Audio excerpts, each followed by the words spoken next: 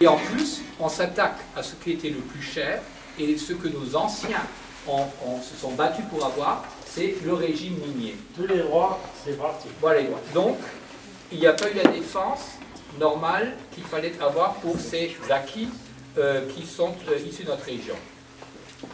Quand François Hollande est venu à Forbach, il s'est engagé, et c'était aussi le sens de l'invitation, s'est engagé bien, de revenir sur certains dispositifs du rapport Bure. Il a dit clairement que l'État doit suivre ses engagements par rapport au régime minier. Mais il a aussi parlé de l'offre de soins, il a aussi parlé de la jeunesse, des besoins de répondre au chômage massif que nous avons ici, particulièrement des jeunes. Et là, il y a des propositions claires qui existent dans les propositions du président, maintenant du président, qui sont justement les propositions du contrat générationnel, de l'accompagnement des jeunes, des banques d'investissement locales, régionales, qui peuvent être mises en place. Donc, il y a des champs d'action pointus et naturellement aussi la première priorité qui est celle de l'école de la République, où il faut donner les moyens à nos plus jeunes d'avoir vraiment les moyens pour avoir une instruction et une éducation complète qui leur permettent d'affronter la vie. Et ça, c'est absolument essentiel à ce que l'école de la République reprenne ses droits, que les enseignants soient formés et qu'il y ait effectivement cette évolution. Ça, c'est une chose. Ensuite, nous sommes également une région transfrontalière. Et il faut que cette spécificité-là aussi soit reconnue dans l'article législatif. C'est-à-dire qu'on a actuellement les travailleurs transfrontaliers qui sont frappés pour certains de la double peine par rapport à l'imposition ou les rapports d'imposition qui se font par rapport à leur activité. Ça, c'est pas mal. Donc ceci ne peut qu'être articulé par rapport à des rencontres d'État et par rapport aussi à une articulation qui soit une articulation. Il y a des années, il n'y a rien de fait. Excusez-moi, il y a des années, il n'y a rien de fait. Il y a les frontaliers, ils se débattent depuis 10 ans pour un truc là, ça c'est pas normal. Je suis d'accord. Il n'y a personne qui s'occupe de ce truc là. Moi, j'arrive, donc je dis la chose suivante. Dans mon projet, j'ai eu l'occasion de rencontrer les associations des travailleurs transfrontaliers. J'ai eu l'occasion aussi déjà d'intervenir par écrit au niveau des sénateurs, des élus, et c'est quelque chose par rapport à notre espace local dont je m'engagerai avec force et que je voudrais porter en tant que parlementaire. Il y a d'un côté les projets, l'évolution politique globale au niveau d'un projet qui est politique du président, mais dans ce projet, il y a des ramifications dans les 60 engagements et des ramifications qui sont applicables pragmatiquement chez nous. C'est-à-dire que dans ces propositions, il faut aussi qu'on ait des réponses locales au niveau de notre terrain. Et c'est dans ce sens-là que je veux aussi m'engager. Alors, avant de revenir de nouveau à des choses plus spécifiques, je voudrais aussi donner un peu la situation dans laquelle nous sommes. Nous avons eu un changement de présidence. Nous avons eu un président élu qui était là à la fin de sa campagne au niveau de notre ville, ce qui n'est pas arrivé depuis très longtemps, et ce qui est aussi un message fort de reconnaissance. C'est important. Maintenant, nous avons eu cette alternance. Et il y a les élections législatives.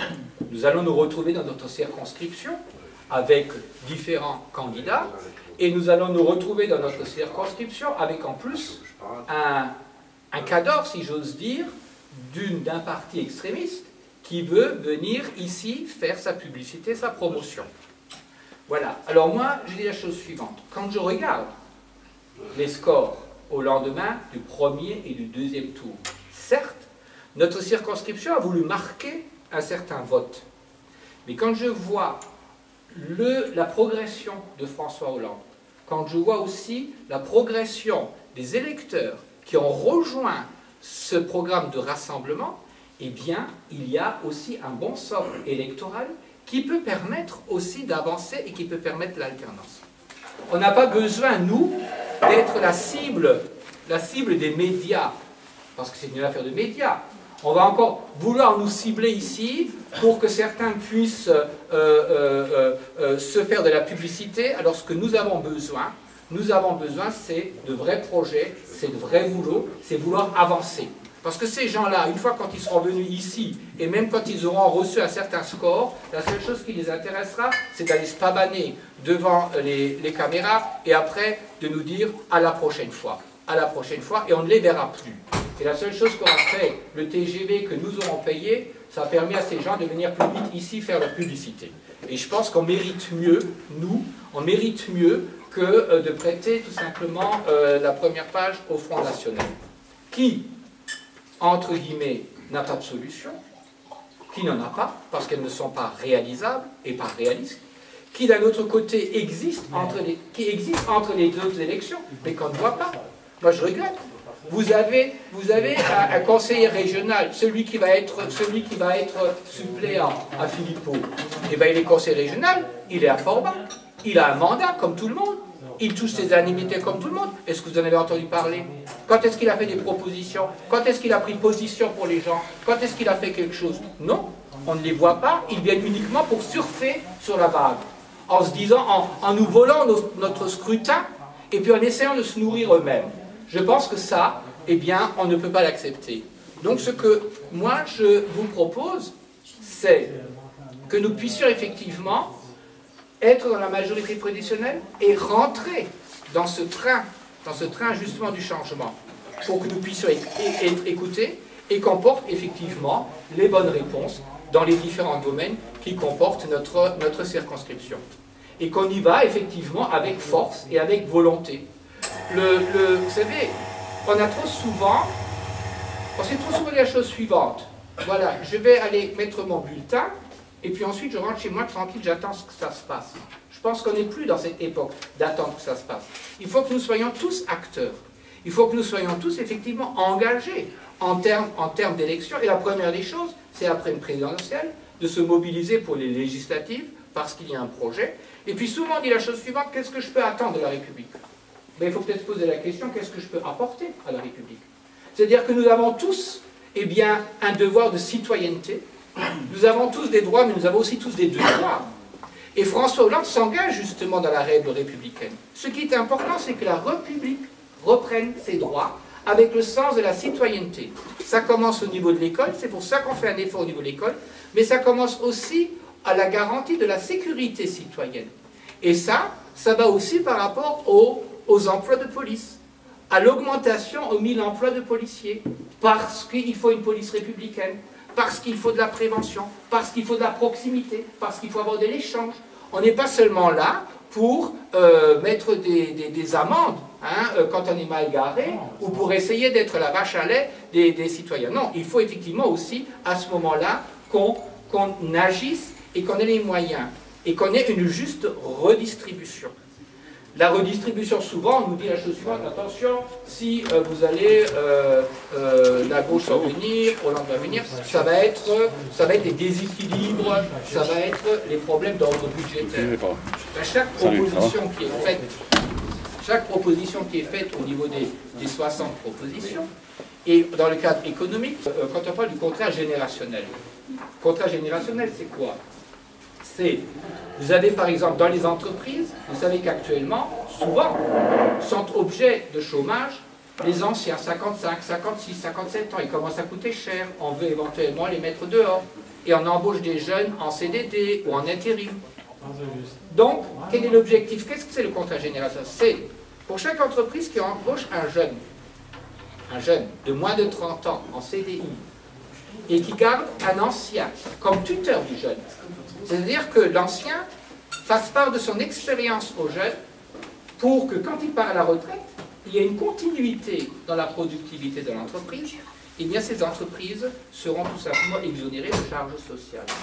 Et c'est donc effectivement un mouvement fort, intergénérationnel, qui permet aussi à ce moment-là à faire rentrer dans le monde du travail d'une façon certaine dans un cadre de CDI, et qui permet aussi de mettre en place des projets d'avenir.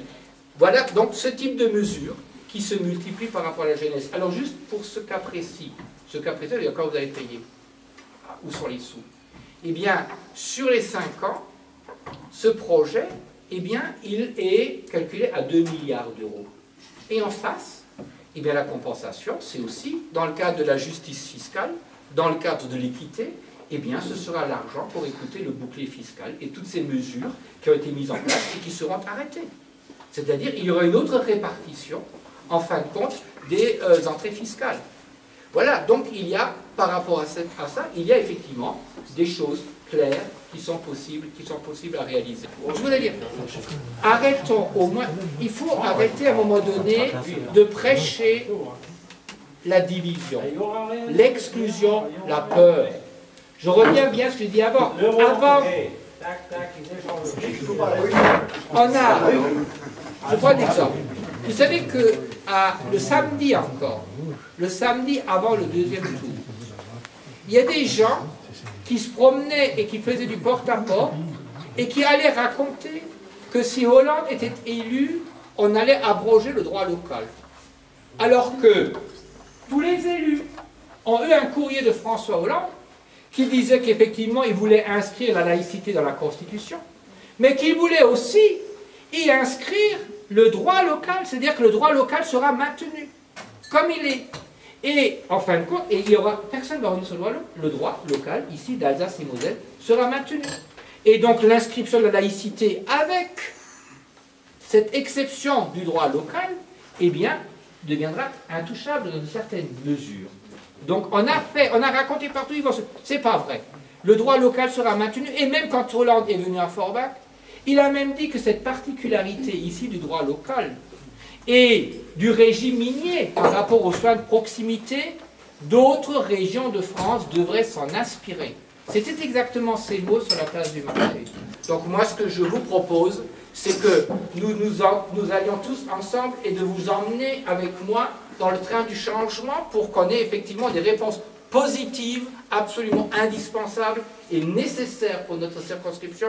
Et j'y mettrai vraiment tout mon cœur et je ferai de telle sorte qu'il y ait un réel rassemblement dans le cadre de la justice et de l'équité avec la préservation de l'esprit de la République, de la citoyenneté et des droits et des devoirs pour tous et pour tout le monde. Voilà, je vous remercie de m'avoir écouté. Merci.